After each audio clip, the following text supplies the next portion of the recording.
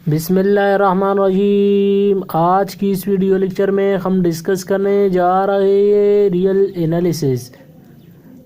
Analysis में बहुत ही important topic पर हम आज आ चुके हैं। यहाँ पर हम कई इम्पोर्टेंट एग्जाम्पल भी करेंगे और कई इम्पोर्टेंट कन्वर्जन सीक्वेंस को भी डिस्कस करेंगे। आपके बुक में जितने भी थ्योरम होंगे आज हम इस वीडियो में डिस्कस करेंगे। तो हमने बहुत ही इम्पोर्टेंट चैप्टर लास्ट टाइम शुरू किया है और इसी चैप्टर में हम बहुत ही इम्पोर्टेंट चीज़ें डिस्कस करेंगे। तो चलते हैं अपने क्वेश्चन की तरफ।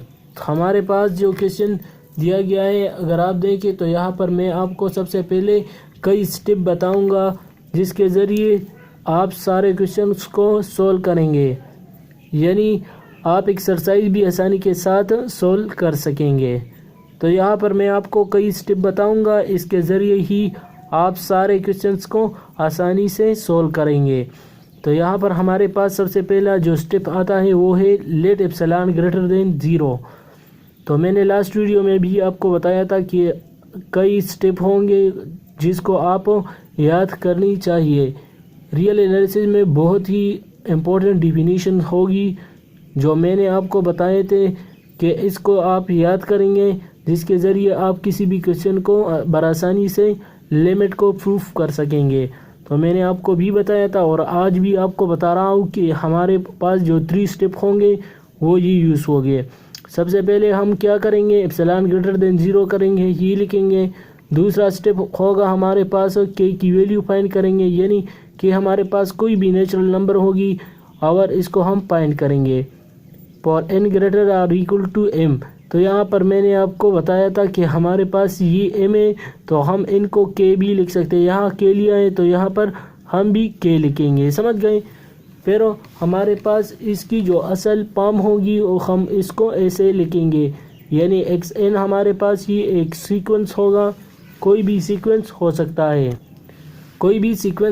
है। लास्ट टाइम मैंने आपको बताया था कि 1/n हम लेंगे या कोई भी हो तो हमारे पास यहाँ पर हम इसका लिमिट लेंगे और यहाँ पर इसका सीक्वेंस लेंगे, तो कोई भी सीक्वेंस हो सकता है। अब हम जाते हैं आर्chiमेडियन प्रॉपर्टी को। तो आर्chiमेडियन प्रॉपर्टी हमारे पास 2 है और बहुत ही इम्पोर्टेंट है जिसको हम बहुत ही यूज़ करेंगे और सारी क्वेश्चंस जितने भी लिमिट को प्रूफ करेंगे तो इसी के ज़रिए ही प्रूफ करेंगे। तो हमारे पास जो सबसे पहला वाला प्रॉपर्टी आता है वो ये वाला है कि हमारे पास अगर x कोई रियल नंबर है, x कोई भी रियल नंबर है, then there exist N x। तो वहाँ पर हमारे पास कोई नंबर होगा, n कोई नंबर होगा, यहाँ पर हमारे पास x फॉर्म में होगा, यानी x रियल नंबर है तो वो nx कोई नंबर होगा, वो n नंबर से बिलोंग करेगा, सच दैट हमारे पास nx greater or equal to x होगा। तो ये याद रखेंगे कि हमारे पास कोई भी अगर रियल नंबर होगा, अगर वो रियल नंबर अगर हमारे पास नेचुरल नंबर में हो तो हमारे पास वो नेचुरल नंबर हमेशा ग्रेटर होगा x से, x हमारे पास वो नंबर होगा, समझ गए। तो ये याद रखना। सपोज करता हूँ कि हमारे पास ये 5 है तो अगर यहाँ पर हमारे पास ये कोई नेचुरल नंबर और आ गया, 8 आ गया, तो हम ये ऐसे लिखेंगे कि 8 is greater or equal to 8 is greater than 5। तो ये स्टेप हम यूज़ करेंगे आर्chiमेडियन प्रॉपर्टी में। जो सबसे पहला ज़्यादा यूज़ होगा वो हमारे पास ये वाला है, तो ये याद रखना। ये दूसरा वाला प्रॉपर्टी हमारे पास बहुत ज़्यादा यूज़ होंगे, लेकिन ये वाला एक दफ़ा या 2 दफ़ा कई क्वेश्चंस में यूज़ हुआ है, तो ये याद रखना। दूसरा वाला F T is greater then 0, T कोई भी नंबर हो, समझ गए। तो टी कोई भी नंबर हो then there exist N T mean हमारे पास वो नंबर एन यानी टी फॉर्म में होगा, समझ गए। एन कोई नंबर हो वो टी फॉर्म में होगा, such that 1/n t is less than T. तो ये याद रखना डिफिनीशन है। तो ये 2 डिफिनीशन है, आप इसको याद रखेंगे। इसी के ज़रिए ही हम किसी भी फंक्शन का यानी किसी भी सीक्वेंस का लिमिट को आसानी से मालूम करेंगे। तो जो सबसे ज़्यादा यूज़ होगा वो ये वाला यूज़ होगा, F T is greater then 0। T कोई भी नंबर हो, मैंने आपको बताया। तो अगर हम इनको ऐसे फॉर्म में लिखेंगे कि हमारे पास इन टी हमारे पास कोई भी नेचुरल नंबर हो तो वो हमारे पास लेस देन होगा किससे, इन टी फॉर्म में होगा। समझ गए? तो ये याद रखना, ये इंपॉर्टेंट है। मैं सपोज करता हूँ कि हमारे पास कोई भी नंबर है 5 है। अगर मैं इसे बताऊँ कि ये हमारे पास कोई भी नंबर है, तो सपोज करता हूँ ये 5 है, ये 8 है, तो हमारे पास ये 5 इसी फॉर्म में अगर मैं उल्टा करूँगा तो 1/8 लेस होगा किससे, 5 से। तो इस तरह भी याद रखना। समझ गए? अब यहाँ पर मैं एग्जांपल करता हूँ, इससे आपको क्लियर हो जाएगा। समझ गए? और मैंने लास्ट टाइम भी आपको बताया कि हमारे पास जो सबसे अहम टारगेट होगा वो हमारे पास के की वैल्यू फाइंड करना होगा। तो यहाँ पर मैं आपको बताऊंगा कि यहाँ पर हम क्या फाइंड करेंगे। सबसे पहले हम वही तरीका करेंगे कि हमारे पास बाय अर्शमिदिश प्रॉपर्टी इस्तेमाल करेंगे इसी क्वेश्चन में, और कॉरेस्पॉन्डिंग टू कोई भी नंबर हो। यहाँ पर एप्सिलॉन मैंने फाइंड किया है, तो आप इसको फाइंड करेंगे, यानी ये वैल्यू आप फाइंड करेंगे। 1/k फॉर्म में है तो इसकी वैल्यू भी फाइंड करेंगे। मैंने लास्ट टाइम आपको बताया कि यानी ये के की वैल्यू है, ये क्या है, के की वैल्यू है, तो ये आप फाइंड करेंगे। और ये जो नंबर है वो बिलोंग करेगा इन से, तो मैंने आपको बताया कि ये हमारे पास इन से बिलोंग करेगा। और ये एप्सिलॉन जो है ये एक नंबर है, तो ये याद रखना, इसको हम फाइंड करेंगे, ये मालूम नहीं है। तो अब यहाँ पर अगर मैंने आपको बताया कि in greater or equal to 100 के है, तो कंसिडर करेंगे कि ये हमारे पास xn-0 है। तो xn हमारे पास 1/n है और -0 मैंने आपको बताया कि ये लिमिट होगा, तो -0 हो जाएगा। और यहाँ पर 1/n अपनी जगह पर आ जाएगा। अगर आप देखें तो 1/n यहाँ पर क्या है, n की वैल्यू किस फॉर्म में है, n greater or equal to K है। तो अगर मैं 1/n फॉर्म में करूँ तो ये क्या हो जाएगा, 1/n, और k क्या हो जाएगा, ग्रेटर हो जाएगा। तो यहाँ पर हमारे पास के की वैल्यू आ जाएगी 1/k आ जाएगा। तो हमने के की वैल्यू फाइंड कर दी, और ये हमारा टारगेट था कि हम इसको लेस देन के एप्सिलॉन लेकेंगे। तो ये याद रखना, हमारा जो टारगेट होगा वो के की वैल्यू फाइंड करना होगा। तो यहाँ पर मैंने आपको बताया कि 1/k फॉर्म में लिखेंगे और एप्सिलॉन ग्रेटर लेस देन लिखेंगे। तो ये हमारे पास जब लेस देन लिखेंगे तो अगर आगे 1/k की वैल्यू आ जाएगी तो ये आपका टारगेट होगा, और इसकी लिमिट हम लिखेंगे डायरेक्टली, जो लिमिट होगा वो 0 के बराबर आ जाएगा। अब दूसरे एग्जाम्पल की तरफ देखते हैं।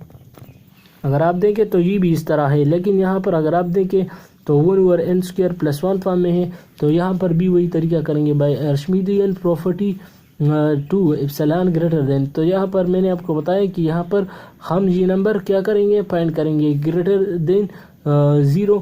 तो देयर एग्जिस्ट के नंबर सच दैट हमारे पास 1/k फॉर्म में आ जाएगा ये नंबर जो होगा यहाँ पर। तो यहाँ पर मैं आपको बता रहा हूँ कि हमारे पास for n greater or equal to k लिखेंगे, फिर इसके बाद ये स्टेप ज़रूर लिखेंगे, for n greater or equal to k। हमारे पास अगर greater or equal to k होगा तो ये हमारे पास क्या हो जाएगा, xn हमारे पास किसके बराबर है, 1/n² + 1 के बराबर है। तो ये अपनी जगह पर आ जाएगा। अब यहाँ पर इसका लिमिट क्या है, दोबारा -0 है, तो यहाँ पर 0 आ जाएगा। अब यहाँ पर अगर आप देखें तो 1/n² + 1 मैंने आपको बताया है कि इस वैल्यू को हम बहुत ही छोटे फॉर्म में डिवाइड करेंगे, यानी ये तो अभी भी अगर के फॉर्म में लिखूंगा तो ये हमारे पास 1/k² + 1 अपनी जगह पर आ जाएगा, लेकिन ये और भी बड़ा है, लेकिन हम और भी इसको छोटा करेंगे तो हमारे पास 1/k² फॉर्म में आ जाएगा इसकी वैल्यू। अब अगर आप देखें तो ये हमारे पास और भी बड़ा है, लेकिन अब क्या करेंगे, और स्क्वायर है तो स्क्वायर की जगह हम 1/k लगा सकते हैं। तो ये हमारे पास 1/k ग्रेटर आर इक्वल मैंने क्यों लगाया, क्योंकि यहाँ पर अगर 1 पुट करूँगा तो यहाँ पर भी आ जाएगा, यहाँ पर भी आ जाएगा, तो सम वैल्यू के लिए ये इक्वल है। समझ गए? तो ये याद रखना, कई बच्चे इसमें भी कंफ्यूज रहते हैं। 1/k लेस देन एप्सिलॉन आ जाएगा। तो जब मैंने ये प्रूफ कर दिया तो ये याद रखना कि ये हमारे पास ये लिमिट ऑफ भी प्रूव हो गया कि ये किसके बराबर है, 0 के।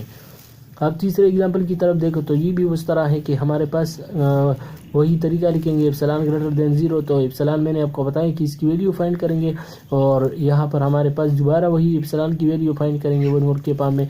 तो हमारा वही टारगेट होगा सर क्वेश्चन में कि for n greater or equal to k। तो यहाँ पर हमारे पास कंसिडर करेंगे कि xn माइनस, यहाँ पर अगर आप देखें तो यहाँ पर हमारे पास लिमिट क्या आता है, यहाँ पर अगर आप देखें तो आपको लिमिट नहीं दिया गया है। तो आप क्या करेंगे, तो अब यहाँ पर एक स्टेप एक और करेंगे कि अगर यहाँ पर मैं इनको कॉमन ले लूँ ऊपर से भी और नीचे से भी, तो हमारे पास ये 3 आ जाएगा और यहाँ पर हमारे पास +2/n आ जाएगा। और यहाँ पर अगर आप देखें तो n कॉमन लूँगा तो ये 1 आ जाएगा +1/n आ जाएगा। अब लिमिट इन्फिनिटी पुट करेंगे तो ये 3 आ जाएगा, ये 0 हो जाएगा, ये भी 0 हो जाएगा और ये n कैंसिल हो जाएगा। ये हमारे पास किसके बराबर आ जाएगा 3 के। तो इसका लिमिट क्या आता है और मैंने आपको ये भी बताया है कि ये इसका मतलब अगर लिमिट नहीं दिया गया हो तो इसका मतलब क्या होगा कि ये इन्फिनिटी है। तो इन्फिनिटी पुट करेंगे तो ये हमारे पास 3 के बराबर आ जाएगा। -3 क्यों लिखा, क्योंकि हमारे पास क्या है लिमिट दिया गया है।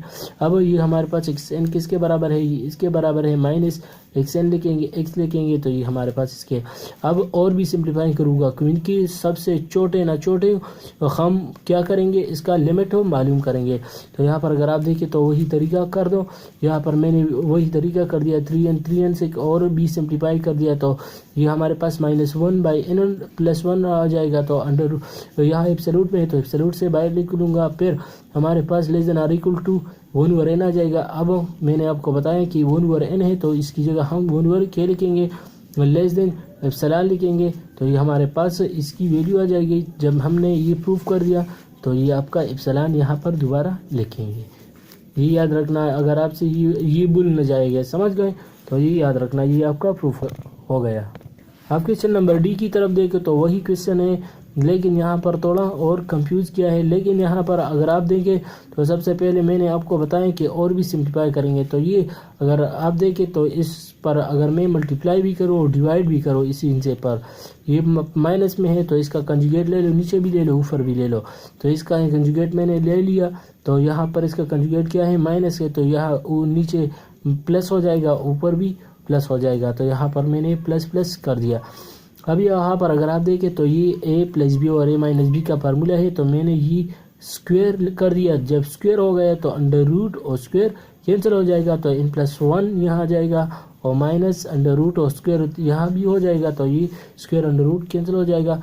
अब यहाँ पर अगर आप देखें +n -n से कैंसिल हो जाएगा तो हमारे पास 1/n+1 अंडर रूट आ जाएगा। अब मैंने आपको बताया कि हम इसको यही तरीका करेंगे कि सबसे पहले वही स्टेप लिखेंगे और एप्सिलॉन < 0। तो यहाँ पर अगर इसका लिमिट आप मालूम करें तो क्या आता है 0 आता है, आपको दिया गया है। तो ये स्टेप लिखेंगे -0।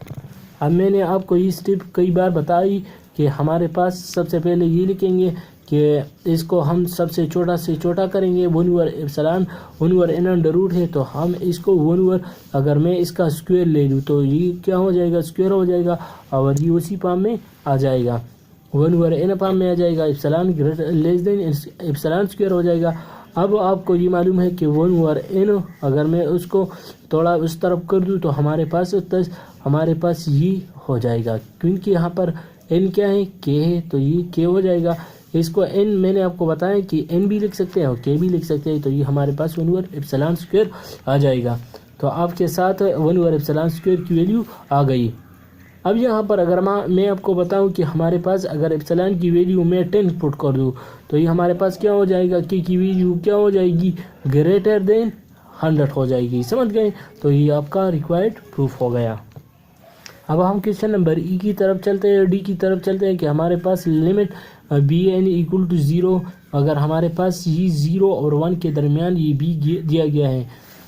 यहाँ पर अगर आप देखें तो कई बच्चे कंफ्यूज होते हैं कि सर हमारे पास अगर ये एप्सिलॉन आ जाए या a पावर में आ जाए या कोई पावर में आ जाए तो बहुत से बच्चे ये कंफ्यूज रहते हैं कि इसके लिए तो हम प्रूफ नहीं कर सकते, तो वहाँ पर वो बच्चे कंफ्यूज रहते हैं। तो ये याद रखना है हमारे पास ये कोई भी नंबर हो सकता है और 0-1 के दरमियान में हो सकता है, आपको अगर ये वैल्यू दिया गया हो, समझ गए।